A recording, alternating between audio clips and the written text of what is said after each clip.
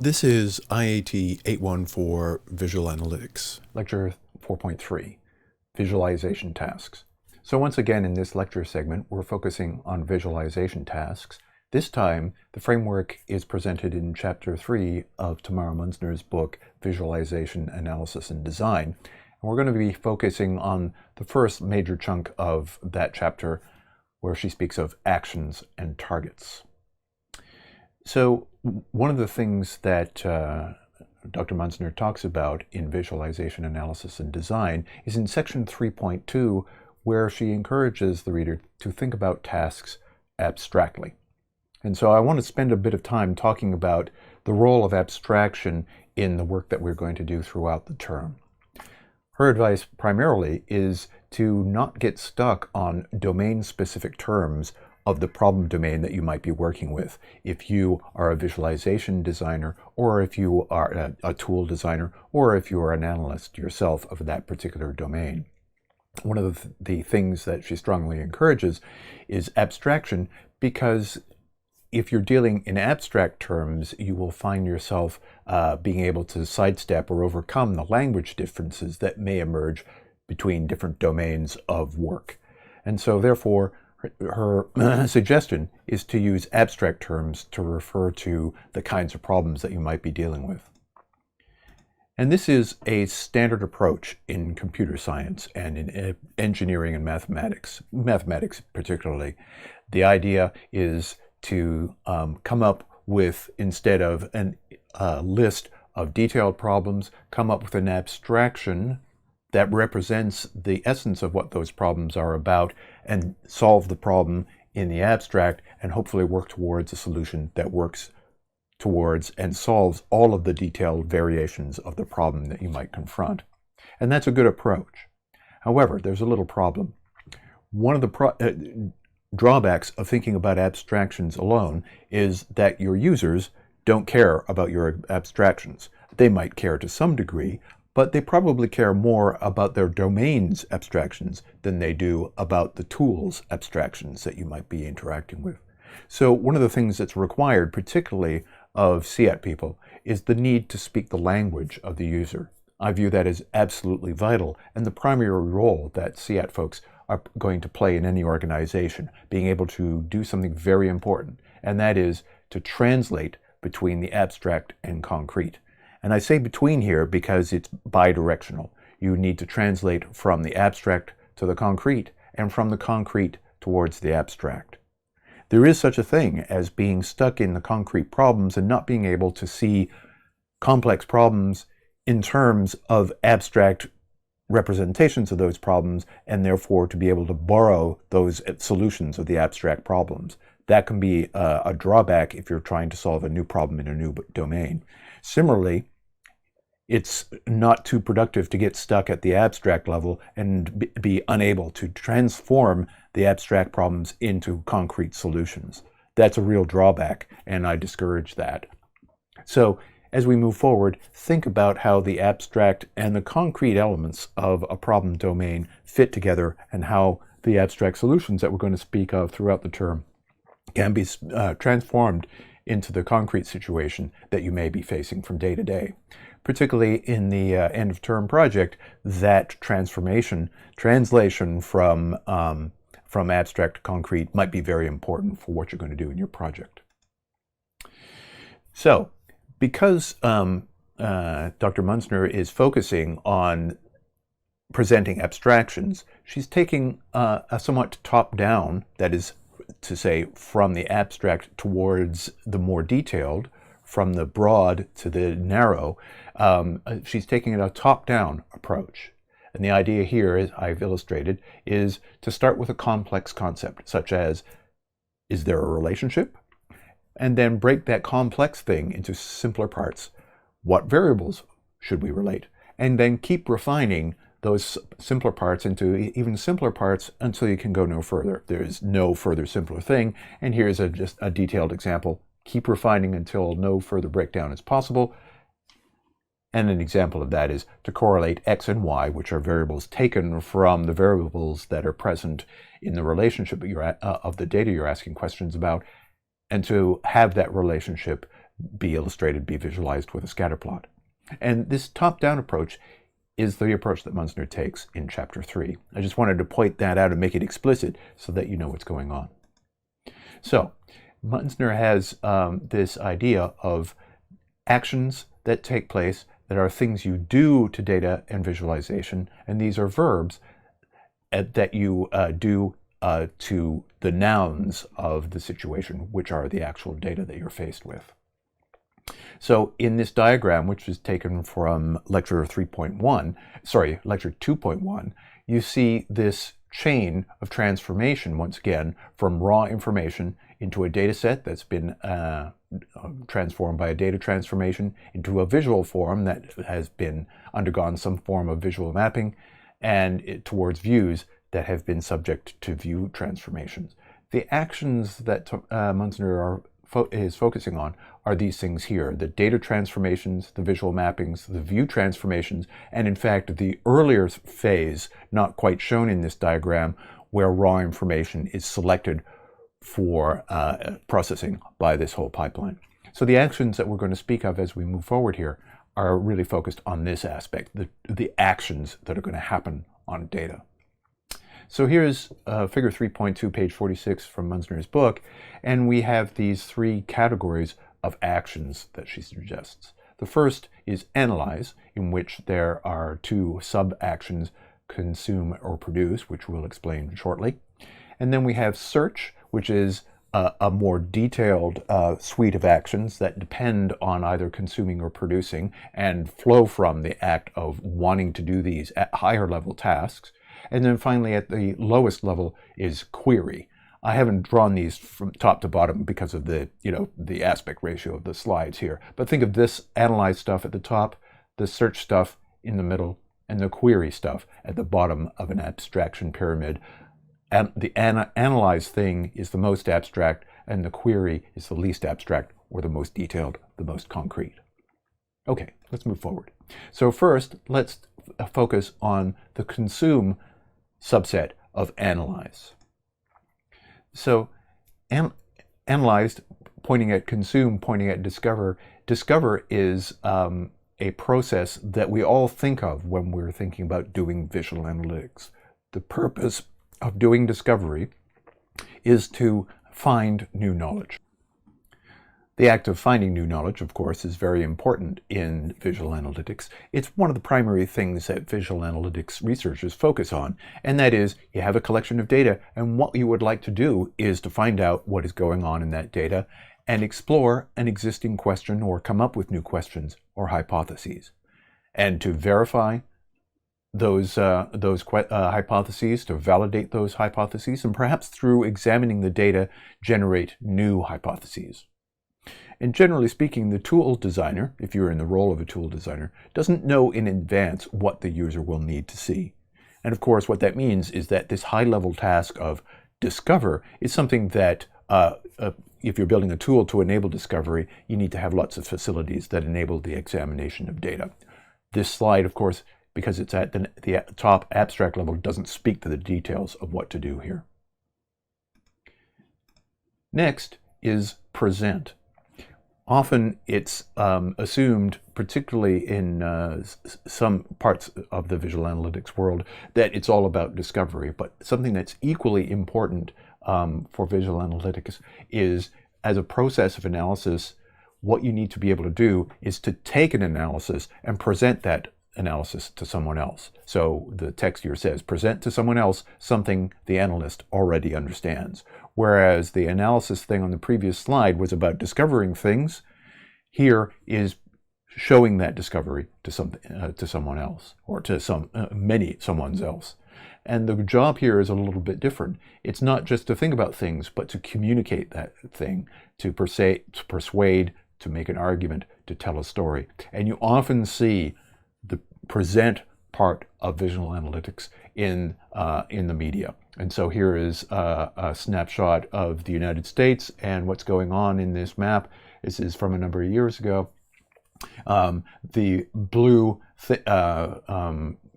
tones for counties in the states in the USA indicate folks who are doing well economically, and the strongest orange here indicates counties in the USA where the populace is doing poorly or doing worse than previous years in terms of economics. So this thing is presenting a geographic distribution of increasing or decreasing wealth or mobility, something like that. And this map visualization is accompanied with a story that explains what is going on in the country at the time in which the article was presented. So this is an example of analyze, and within that consume, and within that present. The third thing within the consume block is enjoy. And occasionally you will see folks do visualizations in which, one of the goals is to analyze something, but another goal is that some regular folks may use the tool that you put online and get something interesting out of it, learn something interesting about the world. Perhaps the cultural world is shown on the left. So this is a graph drawing system I put together with my student Jidong Yim in 2009. This thing is called Musician Map, and it shows relationships among rock bands, in this case from the late 1960s, but there's no limit. What this thing did was to go off to Audio Scrubbler and another music website to gather the list of personnel of folks who were collaborating amongst the popular music business. And it was very interesting to see the relationships that evolve over time. There's a timeline view to this thing as well. On the right, this thing is called Baby Name Wizard. You can go to that right now if you wish to. And what that does is enables you to explore popular and no longer popular names of that were given to new babies. As they were born. And what this thing does is show the change in popularity of names starting in the 1880s. And the source of this information is United States Census data.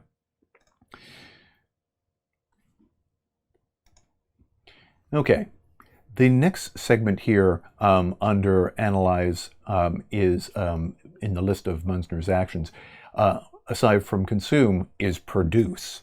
And this might be something that you would do during the course of discovery. It might be something that you do while enjoying or presenting. But in essence, these kinds of activities are things in which the analyst is doing something to the data, adding information to the data collection somehow or other. So let's get to these now. So the first of these is actually listed third in the diagram, and that is derive. And this thing, derive, is fundamental to discovery. And typically what that means is to take some information and transform the view, transform the information in some way.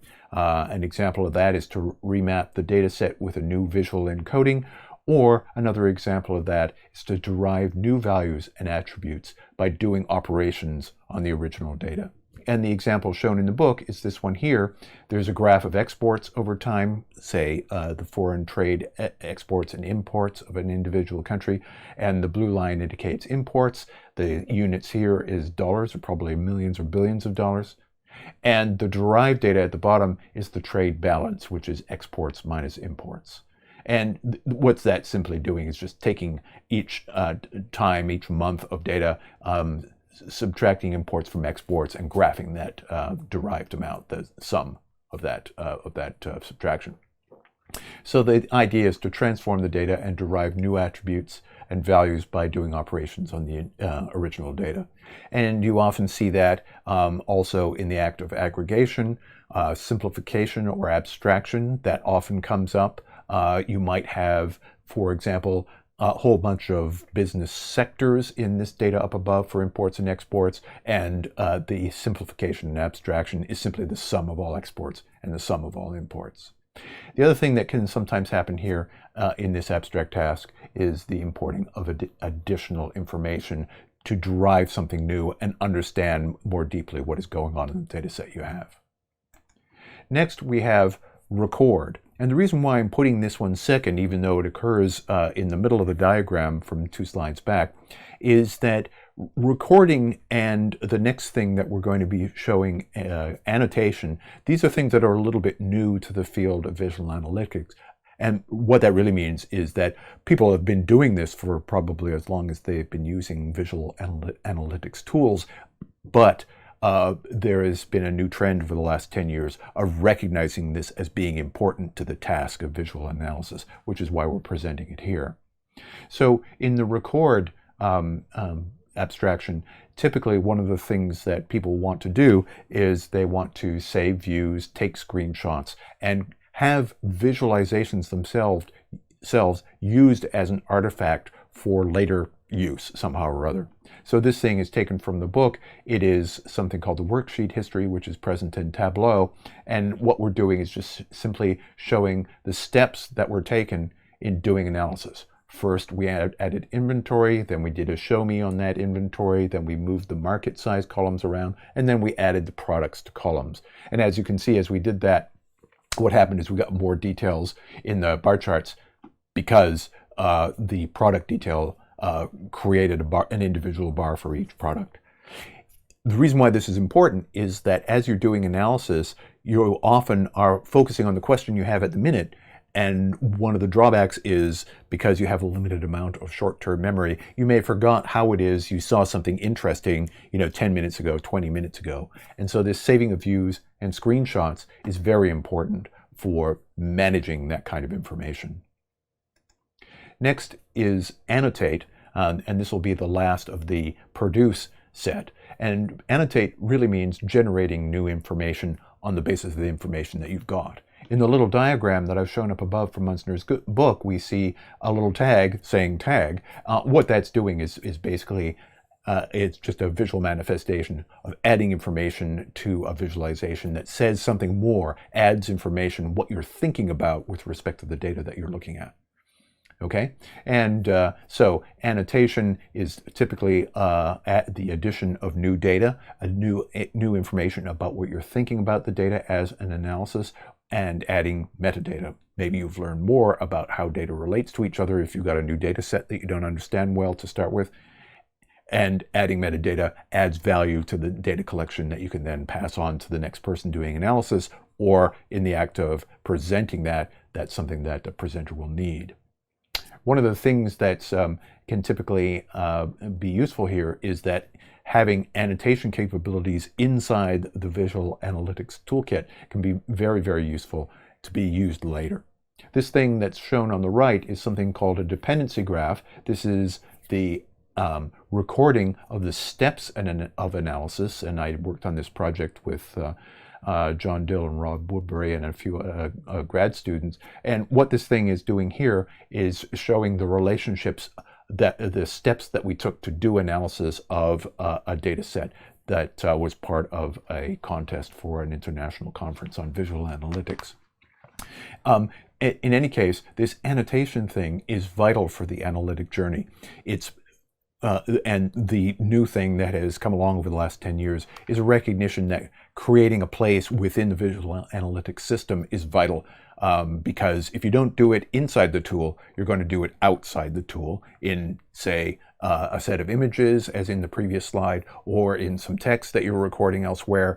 And the fact that it's in a separate location means that you could lose it and lose the linkage between the data you're looking at and the thought process that you've engaged in. So that's one of the things that is very important for the analytical journey, is to keep that linkage.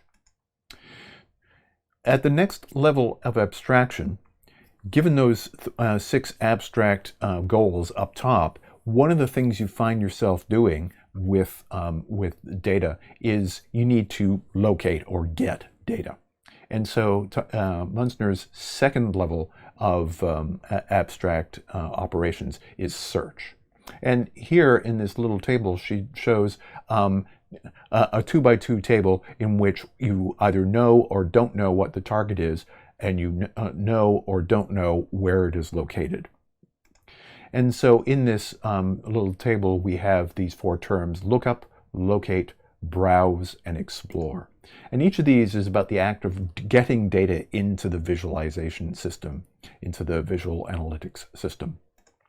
And to some degree, Search is as much about data wrangling and data management as it is about what goes on inside a visualization system. But the important point to bear in mind here is that visual analytics isn't just about the art of drawing pictures or the science of finding the right visualization. It's about the entire process of organizing the data and getting it into a form that you can use for discovery and analysis. And so it's a very important element that is being brought forward in this segment. So the first of these, we'll just do a slide for each one of lookup, locate, browse, and explore. In lookup, the target is known and the location is known. And for example, finding a real-life example is to find a book on a shelf. Or another real-life example with a computer involved is to get a student record from a name in Canvas. You all use Canvas, but when I use Canvas, I have all your student records for the individual course. And if I want to find out what grade you got, I need to find your record, and that means I need your name. And because I know what your name is, it's easy for me to find. And so lookup is a very low intensity kind of task. There's a similarity to retrieve value from lecture segment 4.1, but really we're focused in this abstraction setup from Munzner's book on data wrangling as much as the analytical process. Locate is where you have the target is known, but the location is perhaps unknown. And I'm doing a visual metaphor here with the scatter plot from lecture segment 4.1 and 2. So one of the typical things that you find, again, with student records is, the registrar looks up a name and other, the grades for your courses from the student ID number. And given that I was scatter plotting states, I had states with college degree and median income. I know Kentucky's in that state, in that collection somewhere, but I don't know exactly where it is and exactly what all the data is. So I need to locate it. So slightly more computational work might be present in this kind of task. And that's what's implied here, that the location is unknown. Next is a situation in which the target is unknown. You don't know the actual detailed target, but you kind of know its area. And that is labeled with this kind of fuzzy term, browse. Browsing, in another formulation, is that browsing and search are closely related but not identical things. Browsing is, just as the little table indicates here, where the detailed thing you're actually looking for isn't known, but you know where to look for it. You just need to go to that, that point in the stacks in the library, or you need to go to that shelf in the grocery store. You want to find soy sauce, and you need to go to where the sauces are, but you don't know exactly what brand you're looking for. So in our computational life, browsing is, you do browsing every day, of course, using the browser, hence the term, but also typing in a product category into Amazon is an example of browsing. It gives you, type in vacuum cleaners and it gives you a list, dozens upon dozens upon dozens of vacuum cleaners and all their variations. Another example of that is looking at price graphs in the stock market. So here's an example of recent price graphs for Bank of Montreal, Canadian National Railways, and Emera. And each of these stocks has had some kind of performance over the last few months. But what you're looking for, say, for example, is you might be browsing for a stock that has performed well, or a stock that hasn't had a big dip in price, or some other thing. You don't necessarily know what that stock is, but it's on the stock market. And therefore, you know where to look, but you don't know exactly which one you're looking for. There's a similarity to filter from from lecture 4.1 going on here, where the act of focusing on a subset is at play. In browsing, though, the filtration thing has more of an implication of the location, and you go to that location first before you look at the details. Finally, on this table of 4 items, it is explore, in which you don't really know much about a target, you don't know much about where it is, but you need to know something, and you got to start somewhere.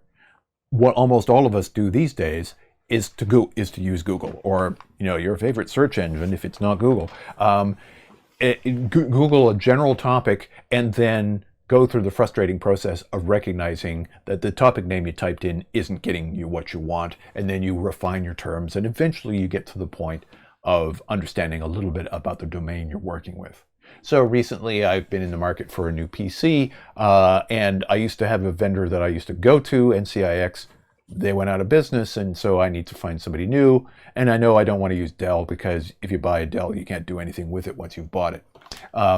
So anyway, never mind about Dell. But my point is that that exploration process, I know PC. That's it. That's what I know. I don't know who the vendors are, because I had a vendor and they went bust. So what I need to do is explore the domain of people who sell computer hardware in the PC mode. If I wanted an Apple computer, I know exactly where to go. I just go to Apple's website. Another example that's actually given in chapter 3 is to look for outliers. And so I've just drawn a circle around the outlier from a graph from a previous lecture, exploring a data set upon data set and looking for outliers or weird things, anomalies, or finding out what general behaviors are amongst this data collection that you've got is the kind of thing you would expect while doing exploration. Right.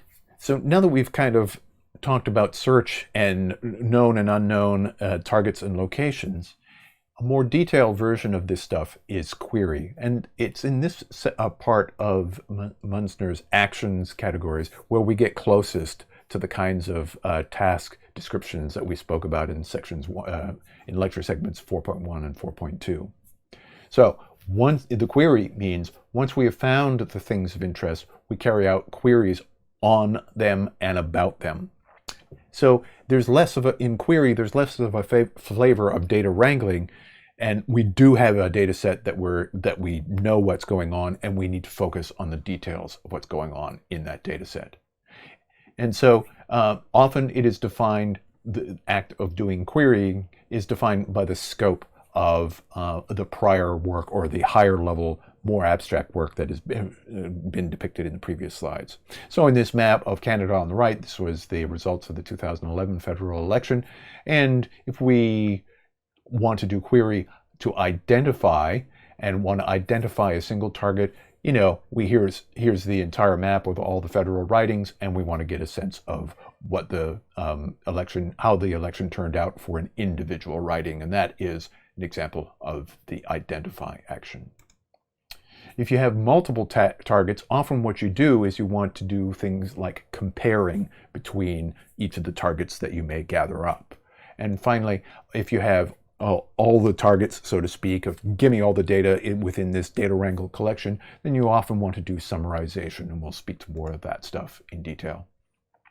So in this situation, within the query identify task, what you're doing is querying that yields a few targets. One or two is what I say here in the slides. And this is equivalent to retrieve value from lecture 4.1. I recognize that search, where you know the location, search lookup is very similar to this, but here the query identify task is much more closely linked to doing identification and retrieving value within a visualization tool.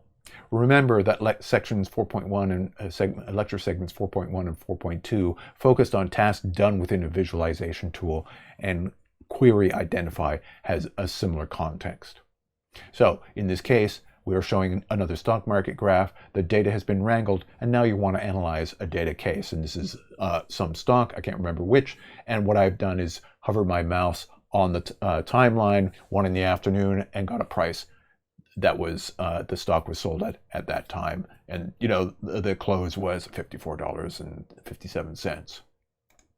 Next is compare, and typically what you're doing is doing some querying that yields a subset of all the targets, equivalent to filtering from lecture 1.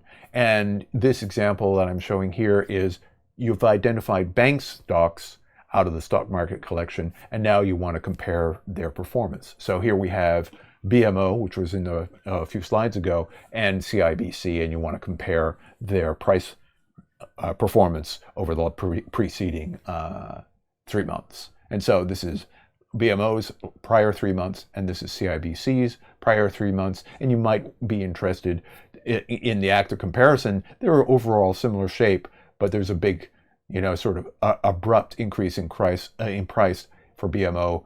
The price increase was present in CIBC, but there was a drop, and it would be interesting to investigate why BMO dropped at that time and CIBC did not. And that comparison is intended to highlight such differences in performance over time. Finally, query summarize is a querying that yields all the targets, and summarize encapsulates pretty much all of the descriptive statistics.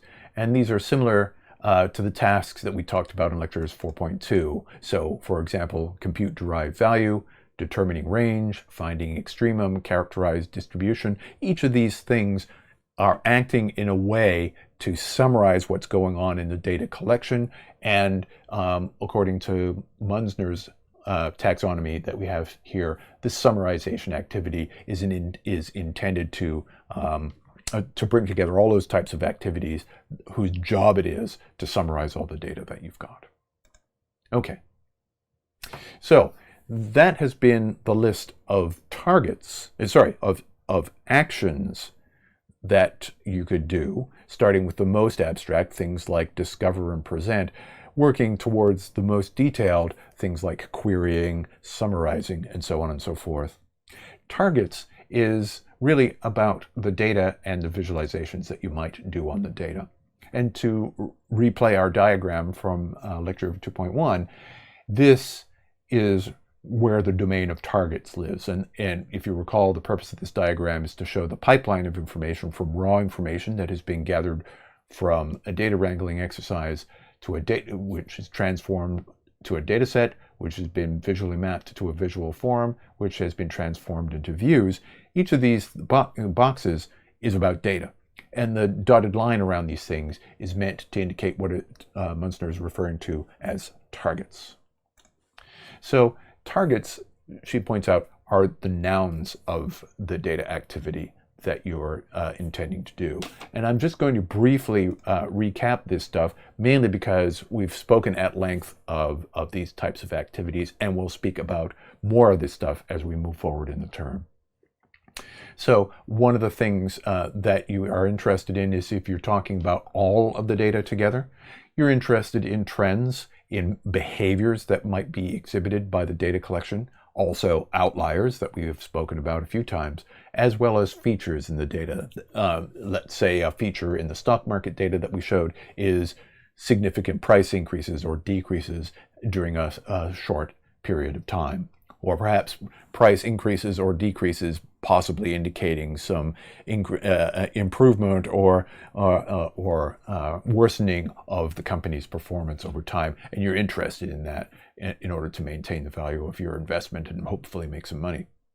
On the right here, we have some focus on the attributes, and this is an individual variable, and we have the familiar terms once again of getting a sense of the distribution, finding the extremes, so there's the find extreme value, finding if there's some kind of dependency from one to another, finding a correlation, and finding if there's similarity between one graph, one subset of the data, and another. So each of these things we've spoken about at some length in lecture segments 4.1 and 4.2. We are not going to talk too much at this point about network data and spatial data. We're really going to focus on non-spatial, non-network data for a significant, for pretty much the first half of the term, but we will get once again to discussions of network data later on in the term. Okay, so that's it for lecture segment 4.3, visualization tasks.